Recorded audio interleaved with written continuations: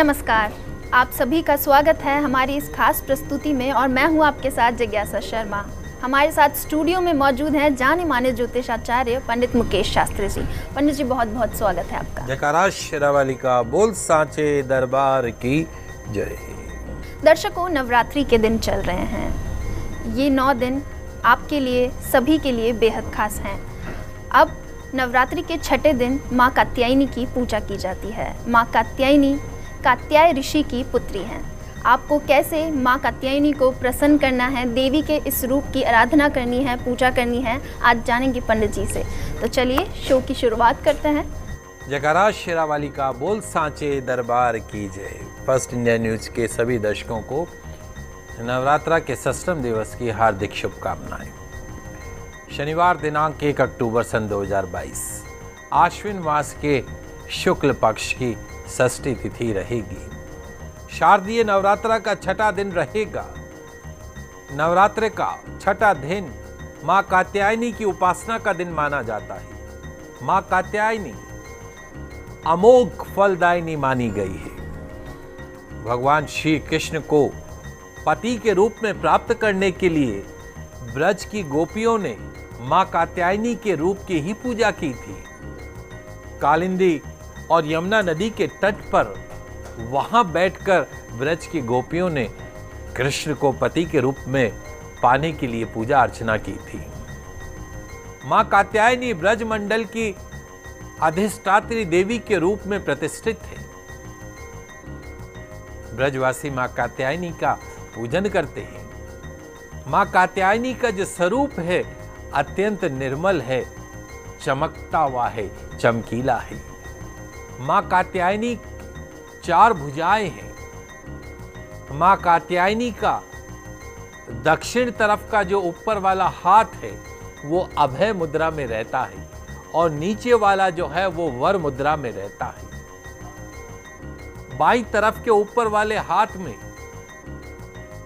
मां कात्यायनी का अस्त्र अर्थात तलवार है और नीचे वाले हस्त में कमल पुष्प सुशोभित है। मां कात्यायनी का जो वाहन है वो सिंह है।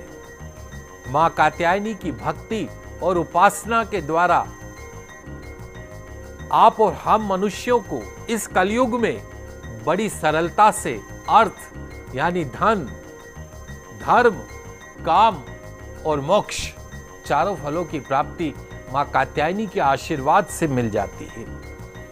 मां कात्यायनी मन की शक्ति की देवी है, कॉन्फिडेंस देने वाली देवी है। मां कात्यायनी की उपासना करने से सभी प्रकार के इंद्रियों को वश में किया जा सकता है।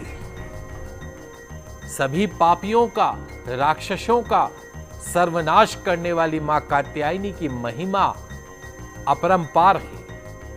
ऐसा कथन है कि कात्यायन ऋषि ने जप करके पुत्री के रूप में जिस शक्ति की कामना की थी उसका भाव यही था कि मेरी सारी शक्तियां, ऋषि ने कहा कि मेरी सारी शक्तियां, सारी इंद्रियां वश में हो जाए, मेरा आचरण पिता की तरह हो जाए और मन को पुत्री मानकर उसका लालन पोषण करूं। अगर मन को पुत्री मान लिया जाए तो सारी बुरी शक्तियां अपने आप स्वतः ही समाप्त हो जाता है। ऐसा ऋषि का कथन है। आप और हम स्वयं भी करके देख सकते हैं। मन को अपनी संतान समझ लीजिए, हम किसी के बारे में बुरा सोचेंगे ही नहीं। कोई संतान के बारे में बुरा थोड़ी ना सोच सकता है। तो जब हमने अपने मन को ही वश में कर लिया तो बुरी आदतें, बुरी सोच तो स्वतः ही दूर हो गई। देवी कात्यायनी की आराधना का मतलब भी यही है, अर्थात माता कात्यायनी की पूजा से हमारे मन की जो बंद आंखें हैं वो खुल जाती हैं।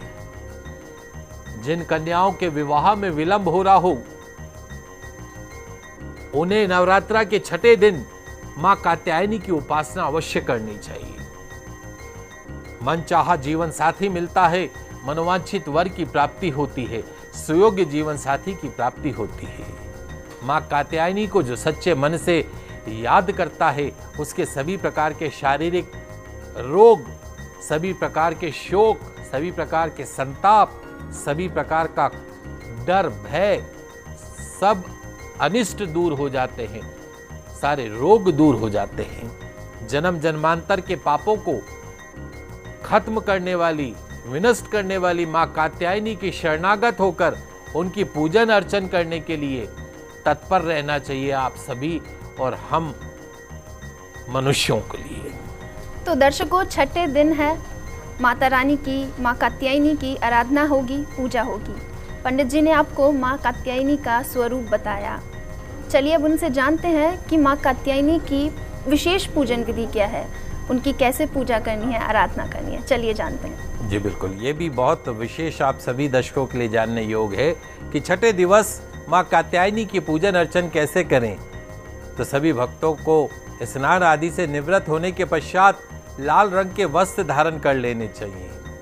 लाल रंग के वस्त्र धारण करके उत्तर दिशा की तरफ मुख करके आसन के ऊपर विराजमान हो जाइए। उत्तर दिशा की तरफ मुख करके आसन पर विराजमान हो जाएं। मां कात्यायनी का विधिवत पंचोपचार आपको पूजन अर्चन करना है। मां कात्यायनी का विधिवत पंचोपचार पूजन अर्चन करें। मां को केसर मिश्रित कच्चे दूध से पंचामृत से अभिषेक कीजिए, उनको स्नान करवाइए। अनार के फल से मां को स्नान करवाइए। सुगंधित इत्र के जल से मां कात्यायनी को स्नान करवाइए।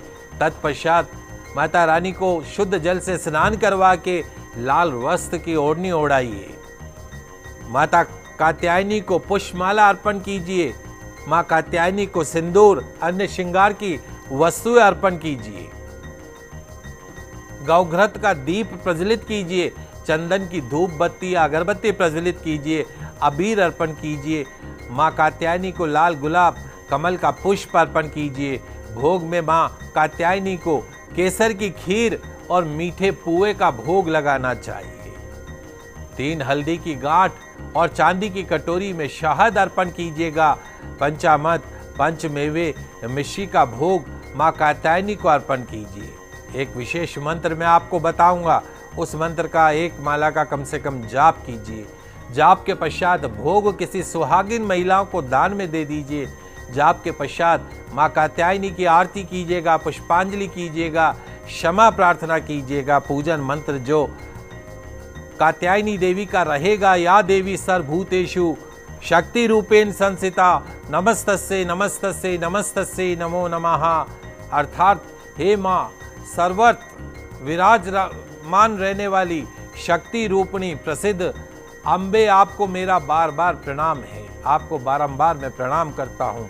इसके अतिरिक्त जिन कन्याओं के विवाह में विलंब हो रहा हो, सुयोग्य जीवन साथी की प्राप्ति के लिए नवरात्रा के छठे दिन मां कात्यायनी की उपासना करनी चाहिए, जिससे उन्हें मनोवांछित वर की प्राप्ति हो। विवाह के लिए मां कात्यायनी के कुछ मंत्र मैं आपको बता देता हूँ।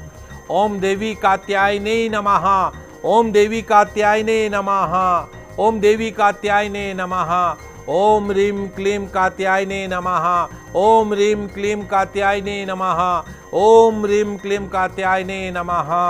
तो जो भी भक्त आज नवरात्रा के छठे दिवस नाना प्रकार के उपचारों से भक्ति पूर्वक मां राजराजेश्वरी मां कात्यायनी की पूजन अर्चन करेंगे, उनके विवाह में आ रहे विघ्नों का सदा के लिए नाश हो जाएगा। उन्हें सुयोग्य जीवन साथी की प्राप्ति होगी। तो दर्शकों, पंडित जी ने आपको बताया कि कैसे आप मां कात्यायनी को प्रसन्न कर सकते हैं, उनकी पूजा कर सकते हैं इस सरल पूजन विधि से। यहाँ रुकेंगे एक छोटे से ब्रेक के लिए, आप बने रहिए हमारे साथ।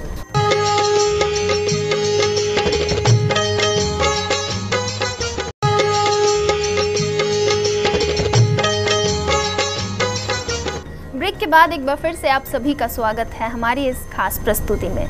नवरात्रि का छठा दिन यानी कि मां कात्यायनी का दिन।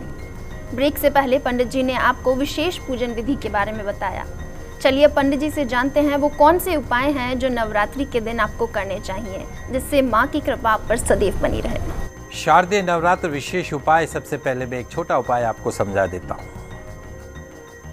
शारदीय नवरात्र के छठे दिन मां कात्यायनी की पूजा वाले दिन 3 कन्याओं को घर पे बुलाइएगा।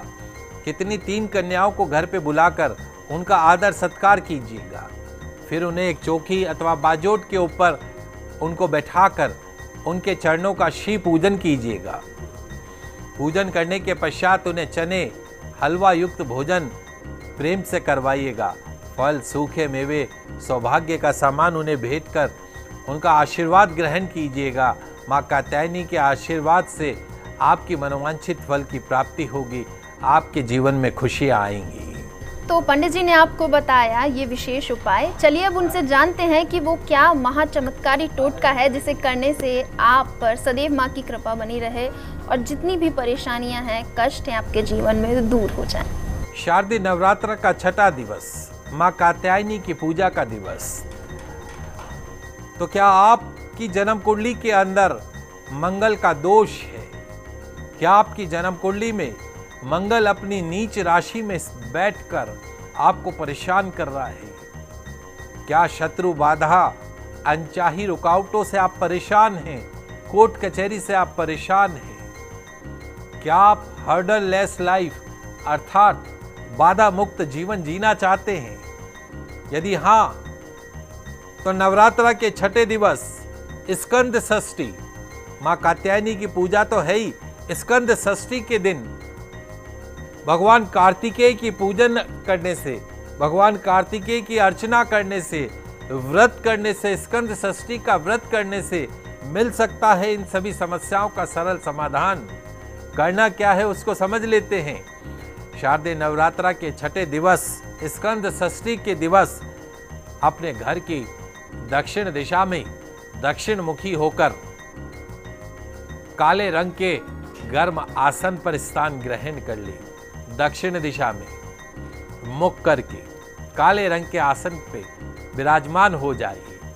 एक चौकी अथवा बाजोट की स्थापना कर लीजिए। उस चौकी अथवा बाजोट पर लाल वस्त्र बिछा दीजिए।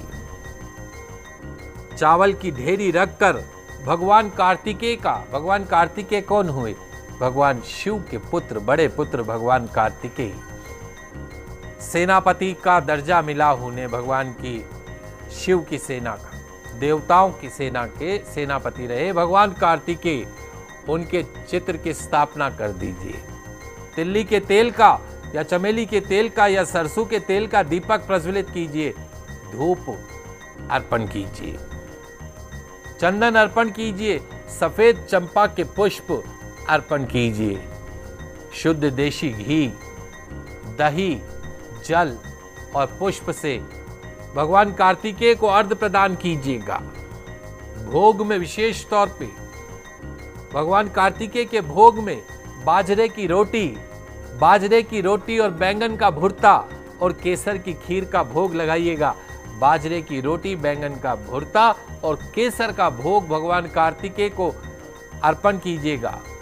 ओम तत्पुरुषाय विद्महे महासेन्या धीमहि तन्नो स्कंदा प्रचोदयात्। ओम तत्पुरुषाय विद्महे महासेन्या धीमहि तन्नो स्कंदा प्रचोदयात्। इस मंत्र का बैठ के कम से कम 108 बार भगवान कार्तिकेय के निमित्त इस मंत्र का 108 बार आपको जाप करना है। 108 बार इस मंत्र का जाप कीजिएगा। जाप के पश्चात भगवान कार्तिकेय का आरती कीजिएगा, पुष्पांजलि कीजिएगा। तत्पश्चात में भोग में रखी बाजरे की रोटी, बैंगन का भुर्ता किसी दरिद्र नारायण को खिला दीजिएगा। इस प्रकार नवरात्र के छठे दिवस भगवान कार्तिकेय की पूजन अर्चन से मिलेगी मंगल दोष से परमानेंट मुक्ति, मिलेगी ज्ञात अज्ञात शत्रुओं से परमानेंट मुक्ति, मिलेगी कोर्ट कचहरी से परमानेंट मुक्ति, मिलेगा पूर्ण संतान सुख, मिलेगी हर्डल लेस लाइफ अर्थात बाधा मुक्त जीवन जीने की 100% गारंटी। दर्शकों, कन्याओं में माँ का अंश होता है। कहा जाता है कि कन्या माँ का ही रूप होती हैं। ऐसे में नवरात्रि में कन्याओं को घर पर बुलाकर उनकी पूजा की जाती है, उनको खाना खिलाया जाता है। नवरात्रि के दिनों में आपको कैसे कन्याओं को पूजना है, उन्हें खाना खिलाना है, जानेंगे पंडित जी से। तो चलिए पंडित जी, आपसे जानना चाहते हैं कि कैसे कन्याओं को घर पर बुलाना चाहिए, उनकी पूजा करनी चाहिए और क्या कुछ उन्हें उपहार में भेंट करना चाहिए। सनातन धर्म में नवरात्र के 9 दिवस में कन्या पूजन का विशेष महत्व बताया गया है। 8वीं तिथि और 9वीं तिथि के दिन तो किया ही जाता है। 3 वर्ष से 9 वर्ष तक की कन्याओं का पूजन किए जाने की परंपरा है और नवरात्र के 9 दिवस तक भी आप पूजन कर सकते हैं। 3 वर्ष से लेकर 9 वर्ष की कन्याएं जो हैं वो साक्षात माता का स्वरूप मानी जाती है। शास्त्र कहते हैं कि नवरात्र के 9 दिवस तक प्रतिदिन रोजाना एक कन्या का पूजन करने से ऐश्वर्य की प्राप्ति होती है। 2 कन्याओं का पूजन करने से भोग की और मोक्ष की प्राप्ति होती है। 3 कन्याओं का पूजन अर्चन करें तो धर्म, अर्थ व काम की प्राप्ति होती है। 4 कन्याओं का पूजन करने से राज्य पद प्राप्त होता है, सरकारी नौकरी में उच्च पद प्राप्त होता है। 5 कन्याओं की पूजन करने से उत्तम विद्या प्राप्त होती है। 6 कन्याओं का पूजन करने से 6 प्रकार की सिद्धि की प्राप्ति होती है। 7 कन्याओं का पूजन करने से राज्य सुख प्राप्त होता है। 8 कन्याओं का पूजन करने से सुख संपदा प्राप्त होती है और 9 कन्याओं का पूजन करने से और एक बटुक का पूजन करने से पृथ्वी के प्रभुत्व का आशीर्वाद प्राप्त होता है। तो नवरात्र के 9 दिवस तक किस प्रकार आपको कन्याओं का पूजन करना है, उसकी संक्षिप्त सरल विधि क्या है वो मैं आपको समझा देता हूं। सर्वप्रथम माँ भगवती के सभी 9 स्वरूपों का स्मरण करते हुए घर में, आपके घर में प्रवेश करते ही कन्याओं के चरण आपको पखाड़ने हैं, अर्थात कन्याओं के चरण धोने हैं। उन्हें एक उचित आसन पर बैठाकर हर कन्या के चरण एक परात में रख के जल से उनको, शुद्ध जल से उनको धोइएगा। शुद्ध कपड़े से उसको साफ करके उनके चरणों पे कुमकुम लगाइएगा, अक्षत अर्पण कीजिएगा।